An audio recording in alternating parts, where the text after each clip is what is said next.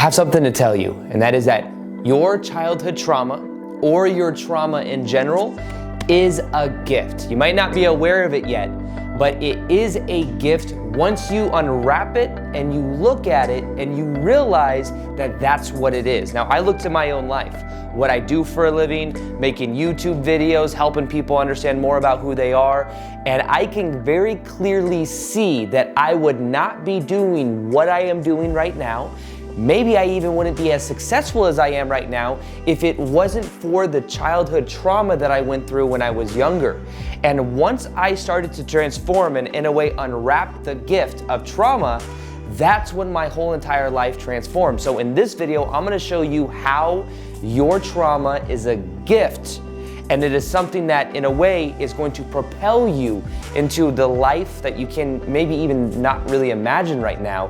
And I'm gonna show you how I did that, how some of my friends have done that as well, and how that trauma has literally become one of the best things that has happened because it has spawned through it so much good things. So in this video, I'm gonna show you exactly what that is. Now in this video, I'm gonna be showing you how I believe my childhood trauma, and many of you may know of my story if you've been watching my videos for a while, but when I look back at the different things I experienced, at first, before I went through my transformation back in 2012, one of the big ones, I went through a spiritual awakening, I saw my past as this inconvenient thing. It was very far from a gift. If anything, I felt like it was a curse. And I felt like it was something that was holding me back. It was the working at the time when I had my transformation, I was working at Nordstrom's in women's shoes. I was feeling a lot of resistance. I was feeling, I knew I wasn't where I wanted to be. I had a manager that was the same energy dynamic as my ex-stepmom, and I was replaying these patterns over and over again. And what I mean by that is I had an ex-stepmom from 7 to 15 years old who was, we could actually even back up before then. 7 to 15 years old, I had the abusive ex-stepmom in my life. She was mentally, physically, and emotionally abusive. If my brother and I wanted to go to a school activity, we 90% of the time get it taken away for something really dumb that we did or didn't do. And normally we were just locked outside doing chores all day. We weren't allowed to have friends, weren't allowed to watch TV. We were given a bowl of cereal in the morning and a TV dinner at night. And we were very skinny, malnourished. And up until 15, 16, I was 15, 16, my brother was like 13, 14. My dad divorced her, and finally my brother and I had all this freedom. However, I kept attracting similar women into my life that were like my ex-stepmom. It's almost like I was comfortable being around women that wanted to control me. I had a girlfriend that was very jealous and always mad at everything I was doing, just like my ex-stepmom. And then after that, I had a manager at Nordstrom's in women's shoes that was the same personality structure as my ex-stepmom. It wasn't until I healed and I started to unpack that trauma that then that manager got fired. We tried getting her fired for years, but we couldn't because she was protected by upper management. But even if you bring this even further back, I had this realization recently when doing something called plant medicine where it kind of helps, sometimes it can, for some people, help unpack trauma. And I became aware that even before my ex-stepmom, when I was 2 or 3 years old, when my brother was born, I was before that the only child.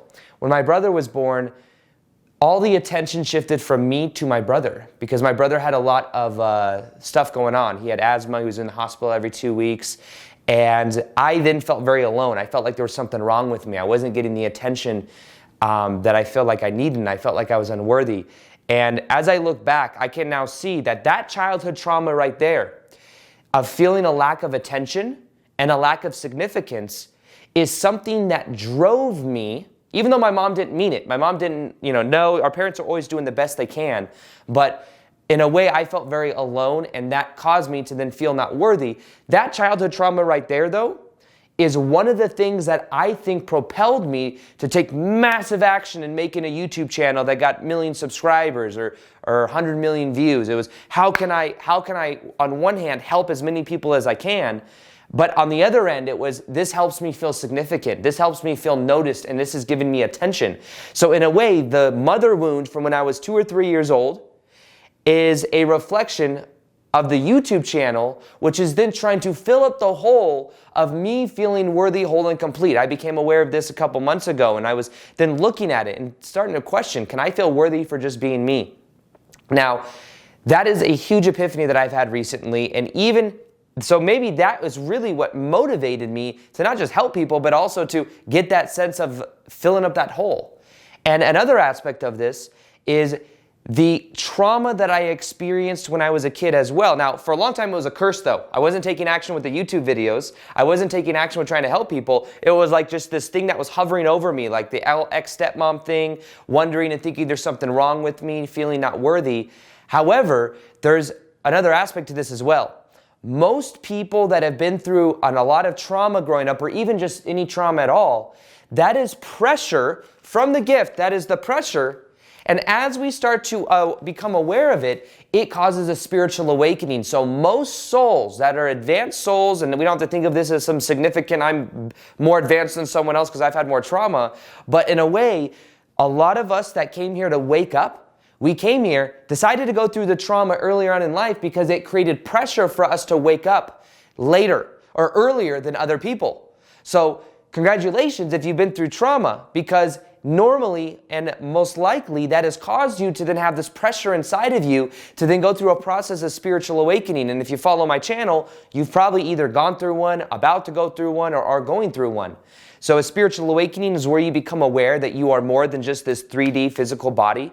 You are an eternal spiritual being having a temporary life experience, a human experience. And the trauma can catapult that realization, because I believe that we come here, we forget who we are as eternal spiritual beings to then remember who we are.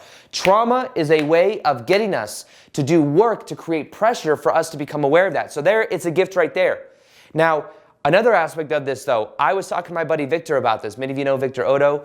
He's my best friend. He also had a crazy childhood trauma experience. What he went through is he was with his parents chilling when he was young, and he had a firecracker that went off and it completely exploded. He was at like a neighborhood thing in like the cul-de-sac, and one of the fireworks was getting ready to go up and it fell. It hit Victor in his chest and it was burned. It burned a lot of his skin. It burned a lot of his skin on his arm, on his chest. And it was very traumatizing for both him and his family. He was almost died from it. He was in shock. He ended up going and having to wear this like suit that was humiliating. He had to wear a suit to school for weeks and like this brace thing. And it was a very traumatic experience. However, talking to Victor about this, we both can look at these traumas and see how they catapulted us in our own ways towards growth. You know, he became a personal trainer. Maybe he wanted to get his body show in check because maybe part of him felt like this was something that was holding him back. So maybe he tried compensating that way. You know, we were kind of talking about that, and he became very serious about the body, and he got very big, got muscular, and then he became a personal trainer.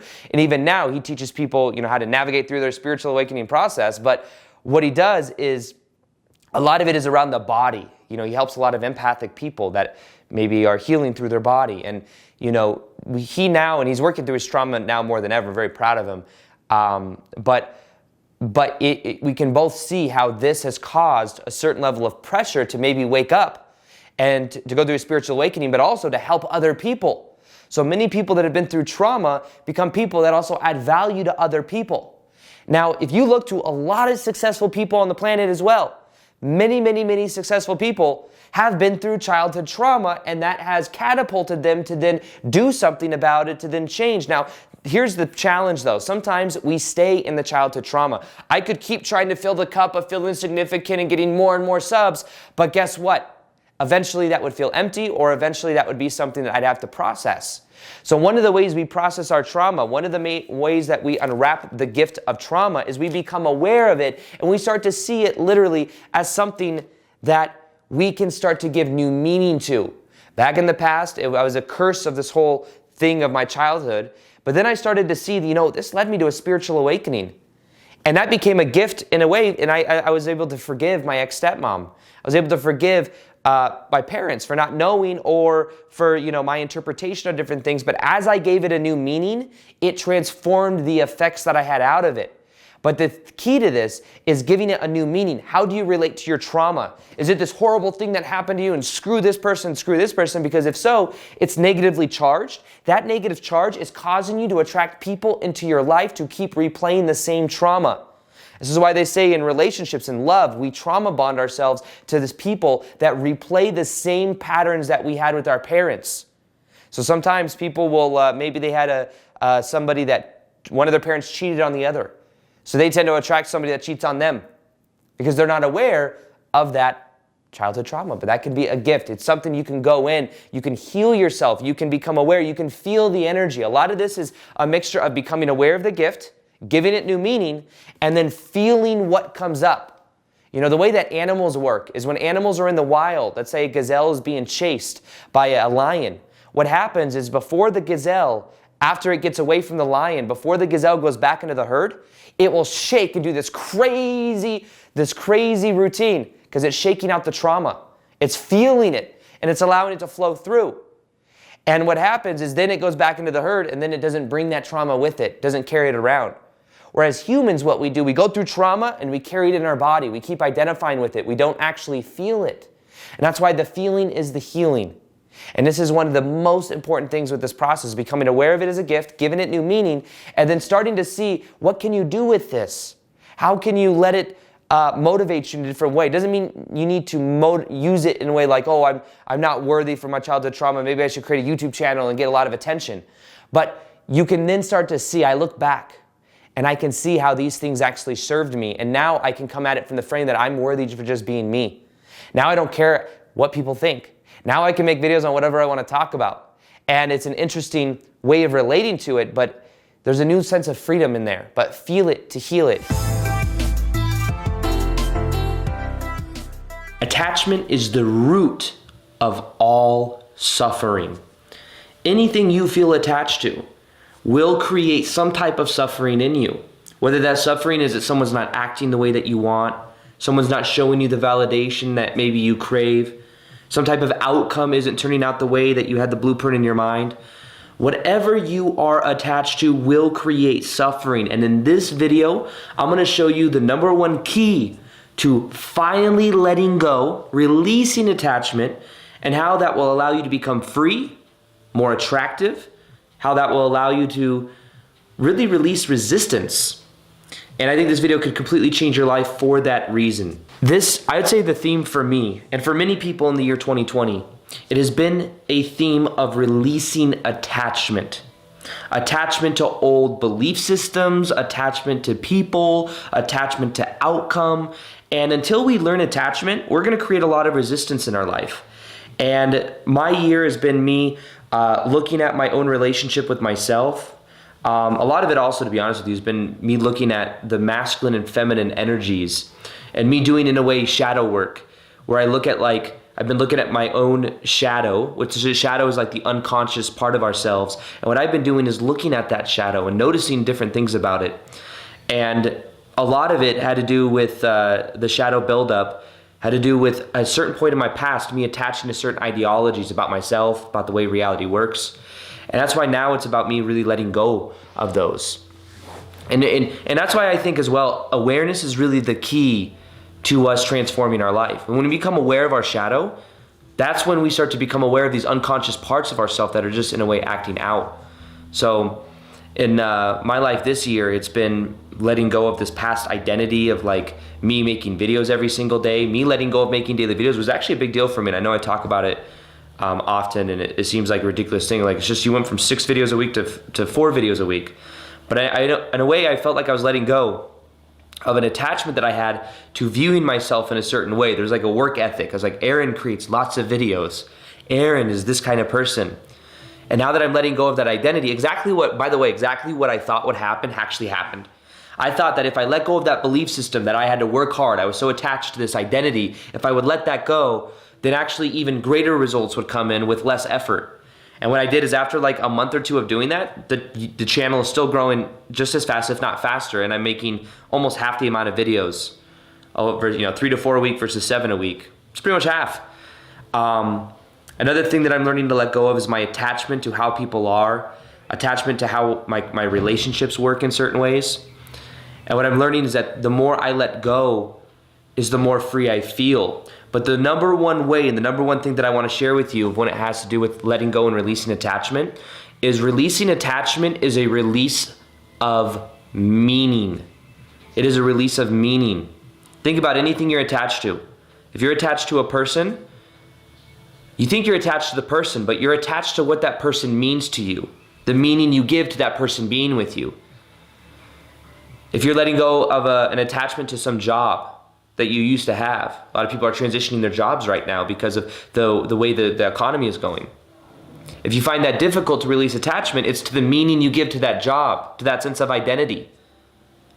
If you find it hard to let go of the outcome, it's because of the certainty you crave. It's the meaning you give to the outcome.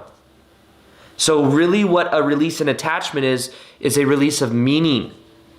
And one of the most powerful ideas that I've ever come to understand out of everything I've created on my YouTube channel is that we give things meaning in our life. So if you've given the thing something meaning that says, oh, this is something I attach to, you can also give it a meaning, and you can look at it from a perspective that this thing that was never me to begin with.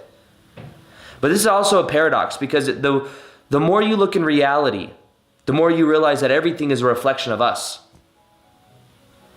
And in a way, the universe has a funny way of showing you, when you think this is me, this is something I identify with, the universe has a funny way of showing you that this thing really isn't you.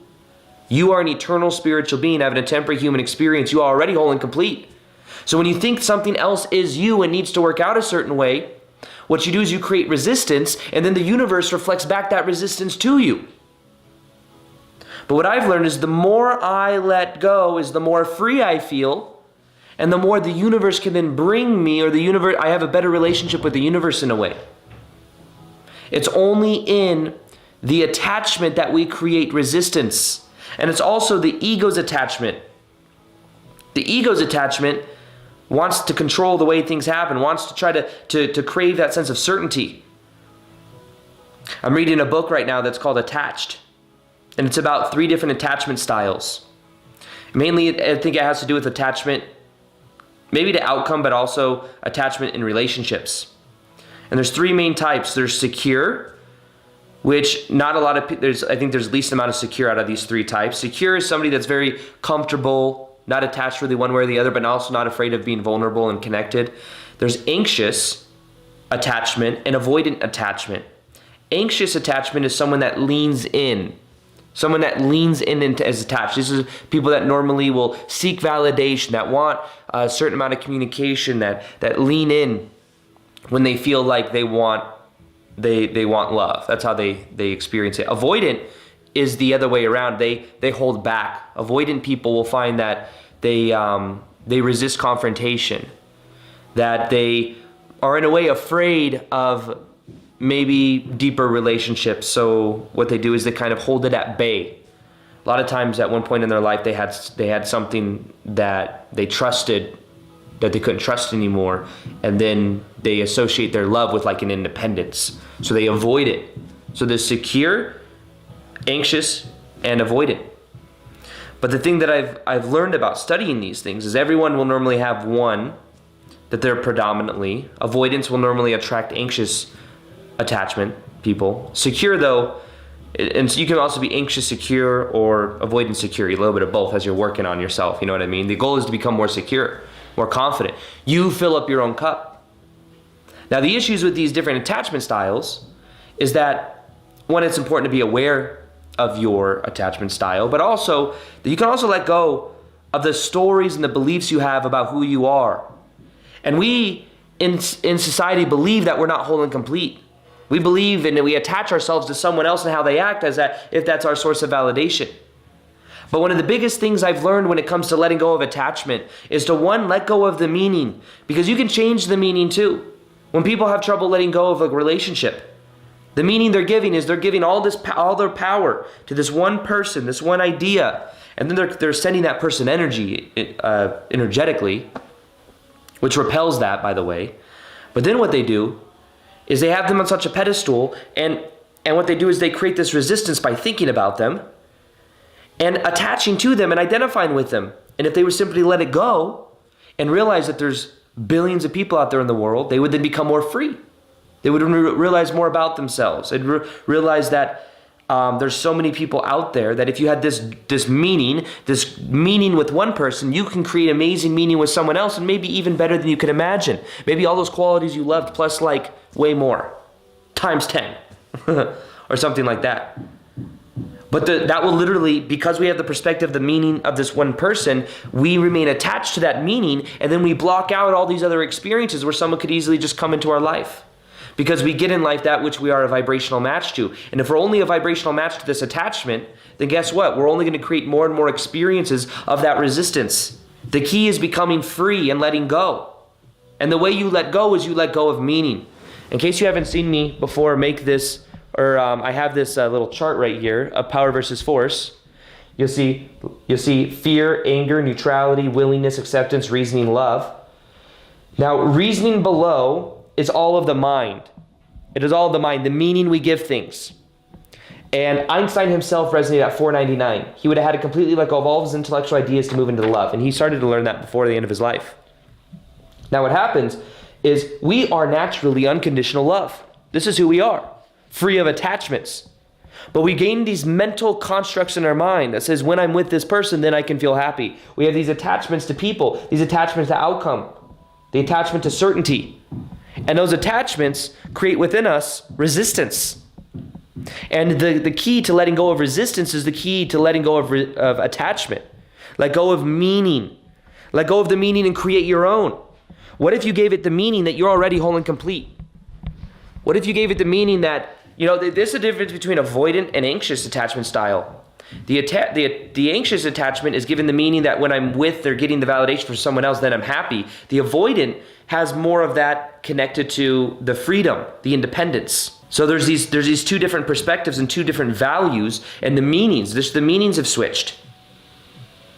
So the one main thing that I can share with you that has changed my life more than anything else is becoming aware of the sense of meaning, realizing our beliefs create our reality. What are beliefs? Beliefs are meaning. They're the meaning we give things. At a certain point in your past, you may have had horrible things happen to you.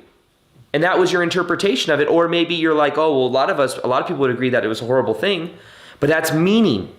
And the key to releasing your past is releasing the meaning you give it or changing the meaning, reframing it. If you look at a relationship where it's hard to let go of, you could reframe that relationship. It's an easy way to move through it is to look at the things you learned, to look at the things and the value you got out of it and how you've changed as a person. And then to also soothe and let that person go with love. To not have a negative charge against it. Because if you have a negative charge against that person, you're going to attract more of that in your life. You get what you're a vibrational match to. But the key is becoming free. And the way you become free is by releasing the meaning. Release the meaning. Let it go. How do you let go of meaning? You first off become aware of it. When you become aware of the meaning, then you can let it go. You can't let go of meaning if you think that it's built into reality. Your story about money, your story about love, your story about success, those things are reflect and getting you back in your life a direct reflection of whatever those stories are. You become aware of the stories, you begin to change your life. Now, what I also encourage you to do is to look at your stories, not just about money, love, or relationships, or health. Look at your meanings about who you are as a person, your identity. Are you already whole and complete? Or did you watch a crap load of Disney movies growing up and think that you need that special happily ever after? Because if you believe that you need that, then guess what? You won't be happy until that need or that desire is met in the blueprint of your reality. But if you release that meaning, you then become free. But it's becoming aware of it. Yes, you may have watched a whole bunch of stupid Disney movies growing up. You may be waiting for your Prince Charming or your little princess, but guess what? If you're waiting, then you're not okay with this moment right now. Then you're attached to outcome. You're attached to certainty. And when you do meet this special princess or prince, and it doesn't start going the way that you want, then you start to feel resistance. That resistance comes from attachment. You become free of attachment by becoming free of meaning. So look at the meaning you're given to someone in your life. Look at the meaning you're given to outcome in your life. Look at the meaning you're given to the story you tell yourself about who you are. And as you become aware of that meaning, you can then choose to let it go. And as you let it go, guess what? You become free.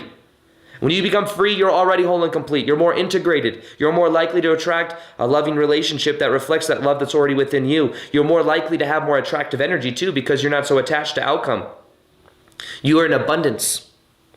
So the one thing that will change your life the most if you apply it, I promise you, is let go of attachment by letting go of the meaning you give to things. You let go of the meaning by becoming aware of the meaning and then knowing that you can change it. Everything has no built-in meaning other than the meaning you give it.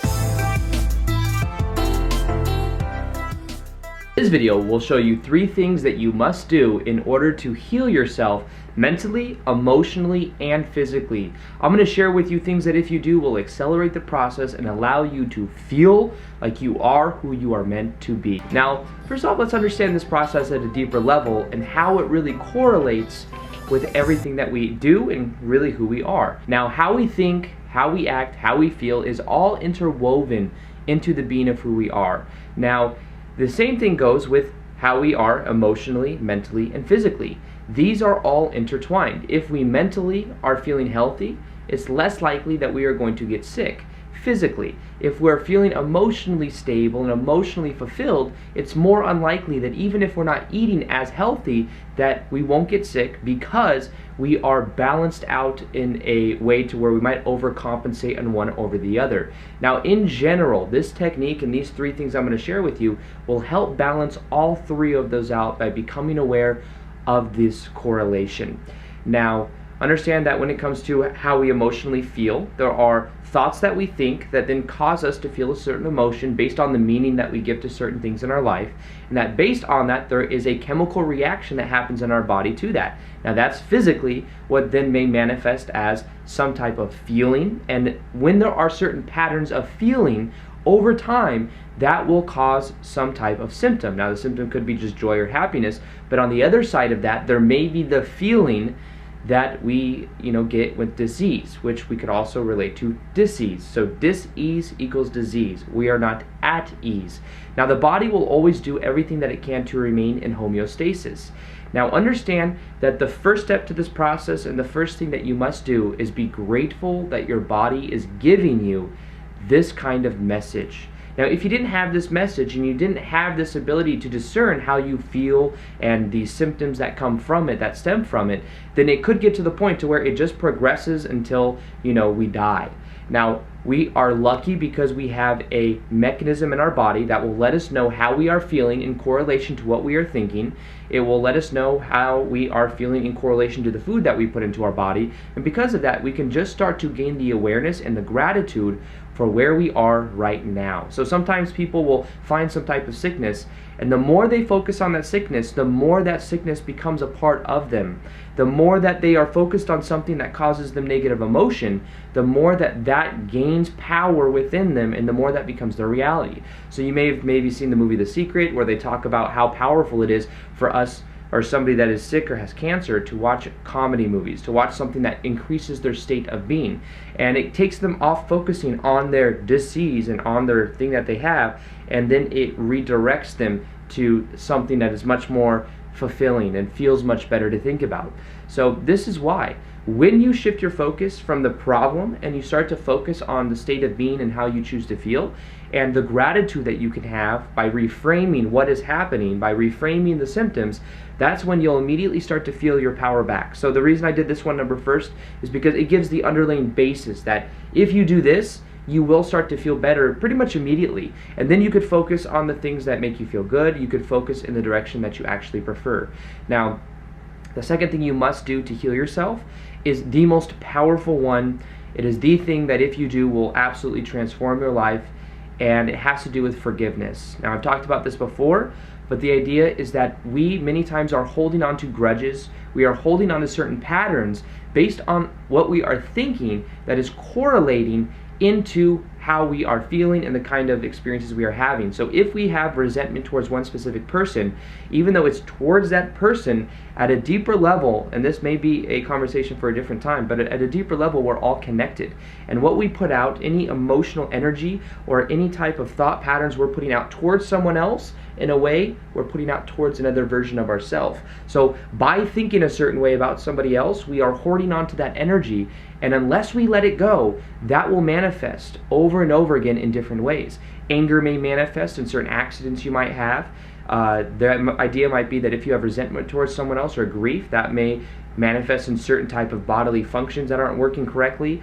There are many different ways that can manifest, but the idea is that when you start to forgive yourself, and this is also about forgiving yourself, not just the other person, because you might be beating yourself up about something that happened. Forgive yourself. Realize this is the most powerful way to forgive. Forgiveness is the most powerful way to heal, and the most powerful way to forgive is to realize that everyone will always make their decision based on their own level of rationalization.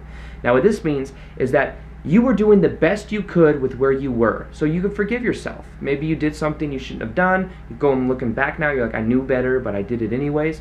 Don't beat yourself up so much. Somebody else may have done something bad to you. Somebody else may have stole from you. Somebody else may have abused you. And understand that you can forgive that person, because normally somebody that abuses someone else has been abused before. Doesn't make it okay, but it does make it so you understand where they're coming from. It makes it so much easier to forgive. Somebody steals from you. They may have a belief in scarcity. They may have a belief that they are not enough and that they have to do that in order to get where they want in life. So they have that. That's where they are at a level of rationalization. They have rationalized taking from you. That's why they did it. Doesn't make it okay. Just don't judge it and allow it to be something that happens. The other side of this is allowing and accepting. Accept the situation for what it is.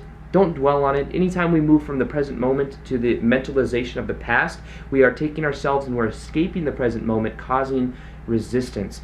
Accept what happens. Accept it and know that it's there for a reason, and it may just be there for you to know that you can go deeper within yourself and you can start to love yourself more. So forgiveness is something that's easy to do. You can think in your mind, you can imagine your heart, just imagine feeling within you and think to yourself, I forgive myself.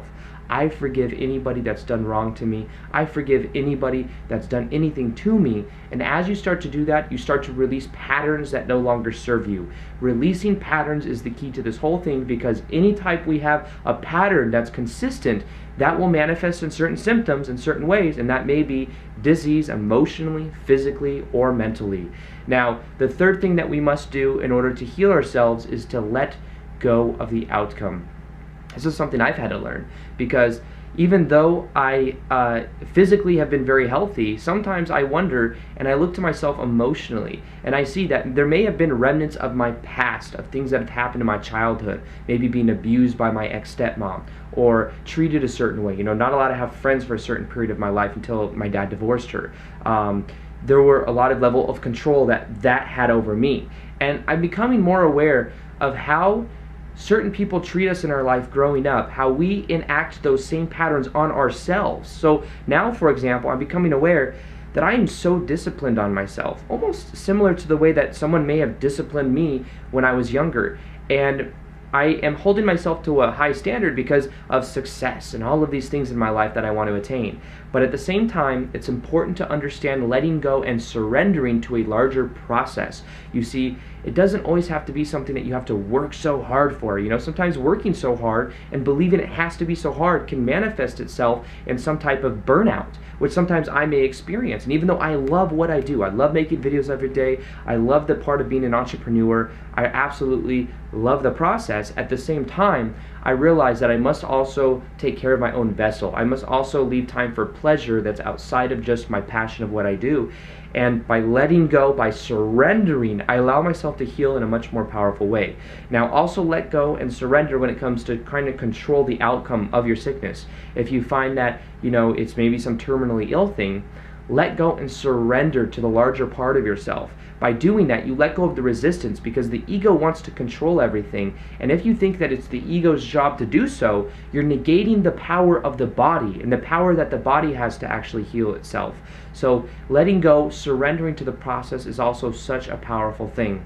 Now understand also, our subconscious mind is running a large percentage of our life, and that, you know, the 5%, 10% of the conscious mind can only do so much. So the key is to reprogram the subconscious mind. So what I did is I created an MP3, something you can use that uses NLP, which is neuro-linguistic programming, that allows you to use certain technologies and certain techniques towards reprogramming your self-image for the way that you see yourself. That's something that I give away for absolutely free. That is something I believe can transform people's lives. Listen to it as you are going to bed at night, as you're drifting off into those deeper brainwave activity states of being. You'll find that it starts to have a powerful impact on how you see yourself. So that's something that's absolutely free. You can download it below. It's going to be at the top of the description box. And other than that, it's something that, you know, when it comes to this whole process, know that they all interlink into themselves. physically, mentally, emotionally, if we become more aware of all of those things, we start to gain our power back, and then we can consciously decide how we want to be. Understand that as we also eat healthier foods, that will really help the process. You allow the body to heal itself naturally when you put in high vibrational foods, which could simply be nutritional like vegetables, nutritional dense foods.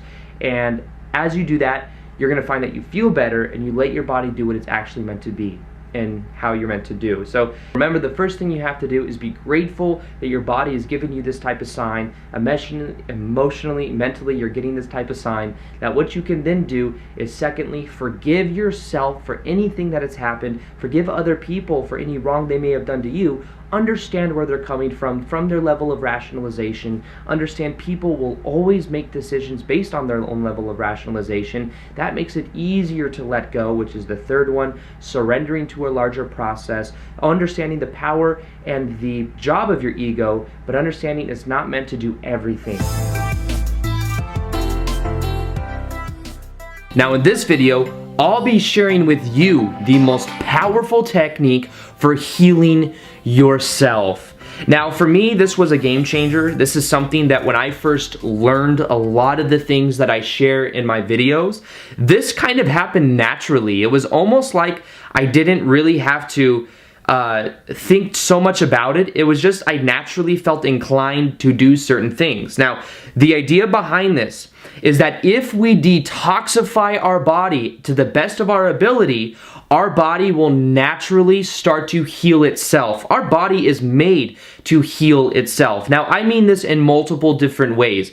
I'm talking about this in the physical sense, that we won't create as much sickness, that we will start to feel and have more energy. But I also mean this from an energetic level as well. I mean this in a way of like emotional well-being, of feeling better about yourself, and then at a different level as well of it helps detoxify the negative thoughts. There's a book by Dr. Mark Hyman called The Ultramind Solution, and he talks about the correlation of emotions to the kind of foods that we eat, and how if we eat bad foods, that has a certain effect on our emotions, on the way that our brain works. So for me, it was a game changer. This was probably about 5 or 6 years ago, maybe longer, maybe 7 years ago. And what happened was, it kind of happened not accidentally, because I had a little intention of it, but I found myself starting to just gravitate towards more nutrient-rich foods. I used to eat a lot of processed foods. I used to eat a lot of very heavy meats. And what I learned to do, and I just naturally had this inclination that when I went through my awakening and I really just started to learn more about these ideas that I share with you, I had a natural inclination to detoxify my whole body. Now this involved, I remember 6 years ago, or whatever it was, I remember I was naturally starting to take something called niacin. Niacin is a natural B vitamin, and it has this effect that when you take it, it flushes your skin. It makes you like very red, but it detoxifies a lot of the built-in and like deep-rooted toxins. And I remember that just for like 2 months, I took that continuously. Like every day I would do it before I went on a run or I worked out.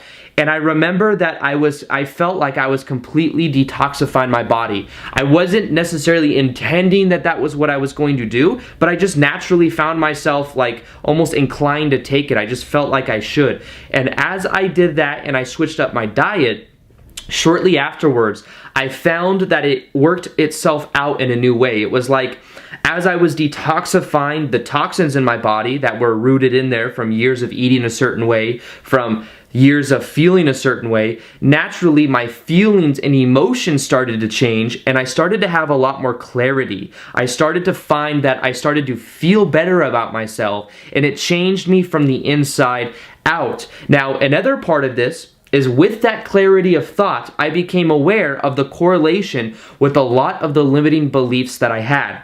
I also was coming to know that my beliefs were creating my kind of experience. So I simply decided from that moment on that I wasn't going to believe in sickness. I wasn't going to focus on it. I was going to focus my thoughts on what really served me. I started to let go of a lot of those things. And as I started to really detoxify myself from those toxins that were built built up, and I started to eat healthier, nutrient-rich foods, a lot of green foods. I started juicing.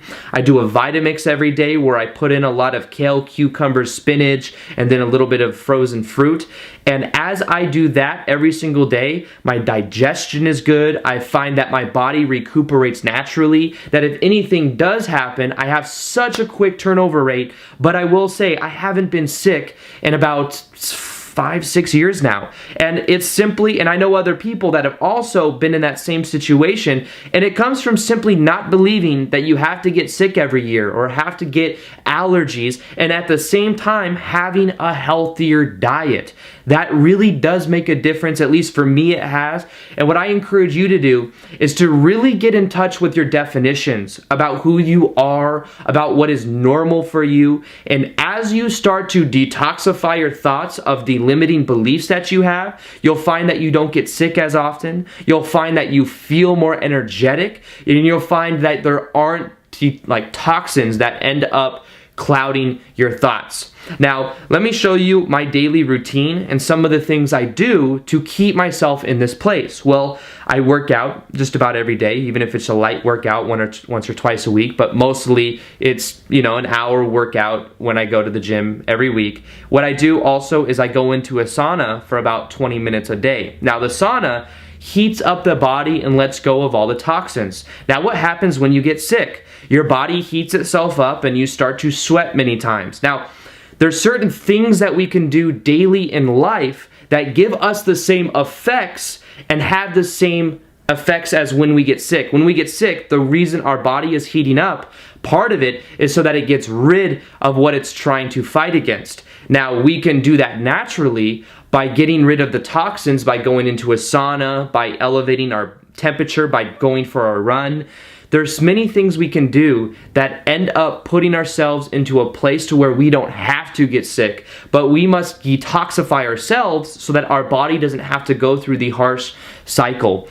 Now, you can heal yourself, and your body naturally heals itself when you take care of your body. If your body has to take so much energy to break down other things, to break down bad foods, then what happens is it doesn't have enough energy to heal you. So the power of this whole video is knowing that most diseases will be prevented if you take care of your body. There's a lot of research in this when it comes to cancer being in an alkaline state versus an acidic state. It's one of the reasons I drink alkaline water, and I have my own alkaline water machine. But simply when your body is in an alkaline state, it doesn't get sick, because when you're in an acidic state, there's more viruses that spread. That's just where those kind of things live. When you get into an alkaline state, they can't survive. The viruses, the diseases can't survive in that kind of state. So if you put in foods into your body, if you put in water into your body that puts you in that state, you're less likely to get sick. Now, the other side of that is that when your body is 100% at full capacity for what it can do, you will naturally heal yourself in many different ways. You will heal your emotions. You will detoxify yourself from the negative beliefs if you consciously have that intention, but it'll become much more easily to see because you don't have clouds clouding your judgment. So become aware of your definitions about who you are. Become aware of your definitions about how often you get sick and how you can simply be healthy. Start to detoxify yourself from the negative beliefs, at the same time the negative foods that you put into your body, and you'll find that it can profoundly change your life. This video right here, this is one of the most powerful videos that I made, and I highly recommend that you watch it because it'll help you with what you learned in this video. There are certain things that we do that make our energy more attractive. And then there are also certain things that we do that energetically repel people from